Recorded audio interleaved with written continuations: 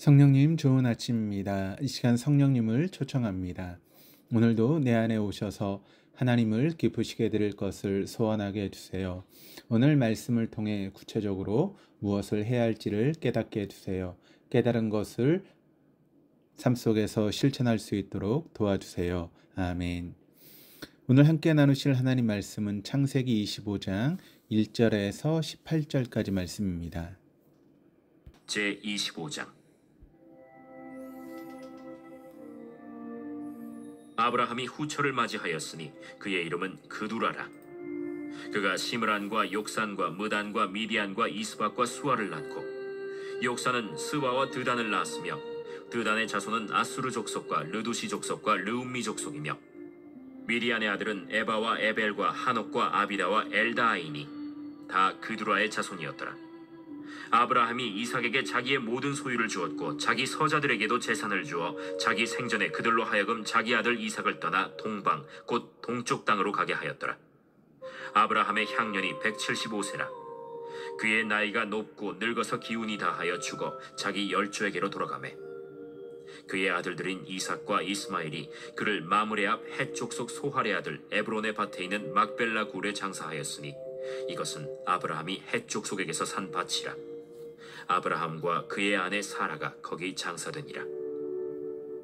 아브라함이 죽은 후에 하나님이 그의 아들 이삭에게 복을 주셨고, 이삭은 브엘라헤로이 근처에 거주하였더라. 사라의 여종 애굽인 하갈이 아브라함에게 낳은 아들 이스마엘의 족보는 이러하고, 이스마엘의 아들들의 이름은 그 이름과 그 세대대로 이와 같으니라. 이스마엘의 장자는 느바요시요, 그 다음은 게달과 앗부엘과 밉삼과 미스마와 두마와 마사와 하닷과 데마와 여둘과 나비스와 게드마니. 이들은 이스마엘의 아들들이요 그 촌과 부락대로 된 이름이며 그 족속대로는 12 지도자들이었더라. 이스마엘은 향년이 137세에 기운이 다하여 죽어 자기 백성에게로 돌아갔고, 그 자손들은 하윌라에서부터 아수르로 통하는 애굽 앞 술까지 이르러 그 모든 형제의 맞은편에 거주하였더라. 오늘 말씀은 아브라함의 죽음을 전합니다. 그리고 이스마엘의 상과 족보를 다루고 이삭을 새로운 시대의 전면에 등장시킵니다. 1절입니다. 아브라함이 후처를 맞이하였으니 그 이름은 구두라라. 본절은 아브라함이 후처를 맞이하였다라고 하여 사라의 죽음 이후에 그들라를 두린 것처럼 표현합니다. 하지만 역대상 1장 32절에는 아브라함의 소실 그들라라고 분명하게 표현합니다. 소실이라는 단어는 정식 아내 외에 데리고 사는 여자라고 하는 뜻으로서 개역 한글 성경에선 첩이라고 번역을 했습니다. 그렇기 때문에 아브라함이 사라의 죽음 이후에 그들라를 들였는지 여부는 확실하지 않습니다. 사라가 127세에 죽었기 때문에 아브라함이 후처를 얻은 나이는 일러야 137세였을 것입니다. 그리고 175세의 상을 떠났기 때문에 길어야 38년을 함께 했을 것입니다. 그런데 그 사이에 무려 6명의 자녀를 뒀고 그들은 아버지를 떠나 생활할 수 있을 정도로 자란 것으로 보입니다. 분명히 창세기 17장에서 아브라함은 100세 된 사람으로서 어찌 자식을 낳을까 하고 말하며 신체 능력이 상당히 저하되어 있었다라고 밝혔습니다. 그런데 오랜 시간이 흐른 후에도 생식할 수 있었다라고 하는 점이 놀랍습니다. 아마도 하나님께서 아브라함이 이삭을 가질 수 있도록 그의 육체를 회복시켰다라고 볼 수 있을 것입니다. 다만 아브라함이 왜 그들라를 드렸는지 그 이유는 정확히 알 수는 없습니다. 그리고 하나님께 바른 일이었는지도 확신할 수 없습니다. 일종의 일탈 행동이었는지 아니면 관습에 따른 행동이었는지 분명하지 않습니다. 다만 이삭이 결혼한 후에도 아브라함은 35년을 더 살았지만 성경은 의도적으로 그 기간을 드러내지 않습니다. 그래서 마치 아브라함과 이삭의 시대가 분리된 것처럼 보이게 합니다. 그러나 성경의 기록에 따르면 아브라함은 140세에 이삭과 리브가의 결혼을 목격했고 165세에는 에서와 야곱이 태어난 것도 보게 됩니다. 그리고서 15년을 더 살았습니다.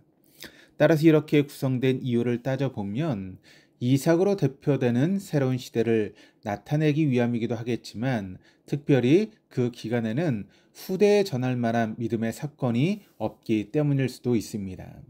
그럼에도 불구하고 하나님은 신실하게 약속을 성취하시고 뜻을 이루어 나가십니다. 그들에게서 난 6자녀 역시 큰 민족을 이루기 때문입니다. 2절에서 4절입니다. 그가 시므란과 욕산과 무단과 미디안과 이스박과 수아를 낳고 욕산은 스바와 드단을 낳았으며 드단의 자손은 아수르 족속과 루드시 족속과 루음미 족속이며 미디안의 아들은 에바와 에벨과 한옥과 아비다와 엘다아니니 그 둘라의 자손들이었더라. 6 아들을 통한 후손들은 가나안 남쪽과 동쪽 지역에 정착한 것으로 보이는데 그 중에 욕산의 후손과 미디안의 후손을 보다 상세하게 서술합니다. 이들이 후에 이스라엘과 직접적인 관계를 맺기 때문으로 볼 수 있습니다. 특히 미디안은 요셉을 이집트로 데려가는 상인들로 등장하고 모세가 결혼하면서 미디안 제사장인 이드로의 가족 중에 들어가기도 하지만 이후에는 이스라엘의 적대적인 세력으로 드러납니다. 5절 6절입니다. 아브라함이 이삭에게 자기의 모든 소유를 주었고 자기의 서자들에게도 재산을 주어 자기 생전에 그들로 하여금 자기 아들 이삭을 떠나 동방 곧 동쪽 땅으로 가게 하였더라. 하갈을 취한 것과 마찬가지로 그둘라를 취한 것 역시 하나님이 아브라함에게 꼭 원하시는 바는 아니었습니다. 하지만 하나님은 그렇다고 아브라함의 선택을 막지는 않으셨습니다. 아브라함은 그 결과로 하갈에게서 이스마엘을 낳고 그둘라에게서 6 아들을 낳습니다. 그리고 하나님은 그들에게도 아브라함에게 주신 약속을 이루시며 큰 민족이 되게 하십니다. 아브라함은 서자에게도 각기 재산을 주어서 자신이 살아있는 동안에 이삭을 떠나 동쪽 땅으로 가게 만듭니다. 아무리 이삭이 약속의 자녀였다 할지라도 낳고 기른 다른 자녀에게도 정이 있었을 것입니다만 아브라함은 냉철한 판단을 합니다. 이삭이 유업을 이을 자로서 그 지위가 흔들리지 않도록 생전에 조치를 취한 것입니다. 이스마엘에게도 마찬가지였습니다. 아브라함은 이스마엘이 엄마 뱃속에 있을 때 그리고 10대 소년 시절에 2번이나 아들을 떠나 보냅니다. 성경은 이때 아브라함도 큰 고뇌에 빠졌다라고 설명합니다. 우리는 죄의 영향력 아래 놓인 세상을 살아갑니다. 그리고 우리 자신의 이런저런 죄가 만들어낸 교착 상태에 빠져 이 죄를 저지르지 않으려고 애쓰면 어쩔 수 없이 다른 죄를 저지를 수밖에 없어서 절망감에 몸부림칠 때도 있습니다. 그런 상황에서 희망은 오직 하나님뿐이십니다. 인간의 머리로 해결되지 않을 때 하나님을 의지하는 것입니다. 그래서 인간적으로는 불가능해 보이는 결정을 내린 아브라함을 본받아 하나님이 일하실 것을 기대하고 결단해야 합니다. 우리의 잘못으로 삶에 주저리 매달려 있는 결과물들을 과감히 잘라낼 수 있어야 합니다.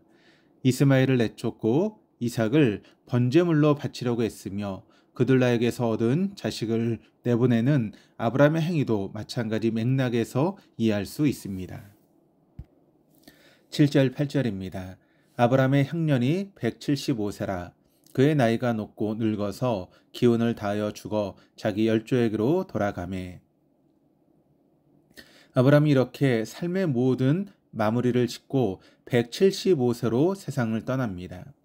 하나님께 부름을 받은 지 딱 100년이 되는 해였습니다.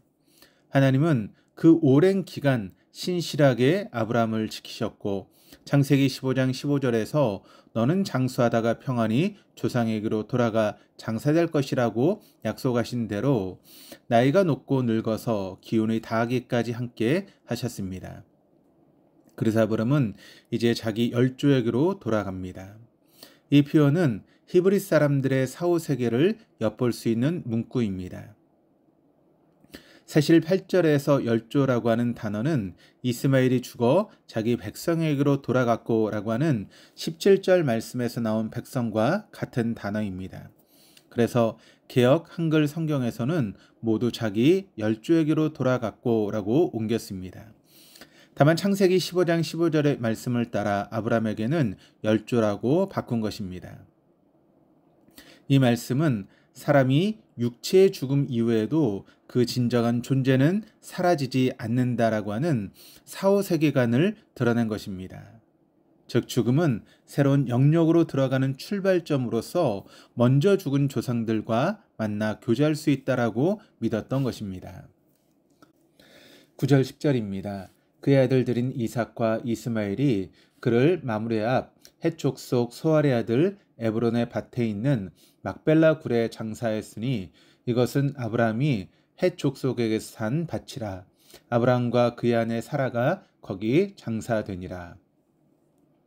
아브라함은 그의 아내 사라와 함께 막벨라 굴에 장사됩니다. 사실 이 땅은 하나님께서 주시리라고 약속하신 땅 중에 극히 일부에 불과합니다. 그것도 대가를 지불하고 구매했고 거기에 사라를 장사했으며 본인과 그 후손도 거기에 묻히게 됩니다. 이 사실은 우리에게 시사한 바가 큽니다. 하나님은 우리 각자에게도 놀라운 약속을 주셨습니다. 하지만 그렇다고 그것이 곧 우리의 것이 되지는 않습니다. 우리가 목숨을 걸고 거기에 거주하면서 그 값을 직접 치러야 하고 결국은 우리의 목숨을 바쳐야만 합니다. 하나님의 땅과 하나님의 나라는 그렇게 지켜나가는 것입니다. 우리에게 오늘 하나님이 각자에게 주신 믿음의 영토를 이러한 마음으로 지켜나가기를 소원합니다. 또 흥미로운 사실은 이스마엘도 아브라함의 장사에 참석했다라고 하는 점입니다. 자신을 두 번이나 어머니와 버린 아버지를 찾아온 이스마엘의 심정이 어떠할지 상상하기 어렵습니다. 그럼에도 불구하고 이스마엘은 그 자리를 찾아앉게 슬퍼하며 애도합니다. 하나님은 이스마엘을 버리지 않으셨습니다. 그에게도 아버지의 복을 누리게 하셨음을 기억해야 합니다. 11절입니다. 아브라함이 죽은 후에 하나님이 그의 아들 이삭에게 복을 주셨고 이삭은 부엘라 헤로이 근처에 거주하였더라. 아브라함이 죽은 후 하나님은 이삭에게 복을 주십니다. 이제 아브라함에게 주신 복이 이삭에게 넘어가고 이삭이 계승자로 등장하게 됩니다. 12절에서 16절입니다. 사라의 여종 애굽인 하갈이 아브라함에게 낳은 아들 이스마엘의 족보는 이러하고 이스마엘의 아들들의 이름은 그 이름과 그 세대대로 이와 같으니라. 이스마엘의 장자는 느바요시요 그 다음은 게달과 아프엘과 미삼과 미스마와 두마와 마사와 하닥과 데마와 여둘과 나비스와 게드마니 이들은 이스마엘의 아들들이요 그 총과 부락대로 된 이름이며 그 족속대로는 12 지도자이었더라. 이스마엘은 12아들을 낳는데 이는 하나님이 창세기 17장 20절에서 이미 약속하신 12두령을 낳으리라고 하는 말씀의 성취를 말합니다. 이스마엘도 복을 받아 12 지도자들이 다스리는 큰 나라가 된 것입니다. 17절 18절입니다. 이스마엘은 향년이 137세의 기운이 닿아 죽어 자기 백성에게로 돌아갔고 그 자손들은 하윌라에서부터 아수르로 통하는 애굽 앞 술까지 이르러 그 모든 형제의 맞은편에 거주하였더라. 이스마엘은 137세의 기운이 닿아 죽어 자기 백성에게로 돌아갔다라고 기록합니다. 다만 아브라함은 나이가 높고 늙어서라고 하였지만 그러한 표현은 생략되어 약속의 자손은 되지 못함을 가리킵니다. 하지만 하나님의 약속대로 넓은 땅을 차지하고 큰 민족이 됩니다. 이사야 55장 11절은 이렇게 말씀합니다. 내 입에서 나가는 말도 이와 같이 헛되이 내게로 되돌아오지 아니하고 나의 기뻐하는 뜻을 이루며 내가 보낸 일의 형통함이니라. 이스마엘에게 주신 하나님의 말씀도 헛되이 돌아오지 않았습니다. 아브라함은 물론 그둘라의 자손과 이스마엘에게도 하나님의 말씀이 성취되는 것을 확인하였습니다. 오늘 우리에게 주신 하나님의 놀라운 약속들을 의지하며 붙잡고 하루하루를 살아가기를 소원합니다. 그래서 땅을 내려다보며 땅의 시선을 팔리는 것이 아니라 눈을 들어 하나님을 바라보는 은혜가 있기를 주님의 이름으로 축복합니다.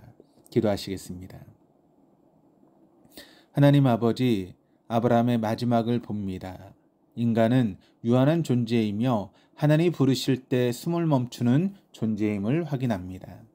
우리의 길지 않은 삶을 주님 원하시는 곳에 들을 수 있게 하시고 우리의 죄악을 뚫고 일하시는 하나님을 바라보며 먹고 마시는 것과 잊고 즐긴 일에 우리의 시선과 마음을 빼앗기지 않도록 은혜를 허락하여 주시옵소서. 또 하나님께서 약속하신 곳에 머물며 거기에 죽어 장사되어 믿음의 후손들이 찾는 곳이 되게 하시옵소서. 감사드리며 예수 그리스도 이름으로 기도합니다. 아멘.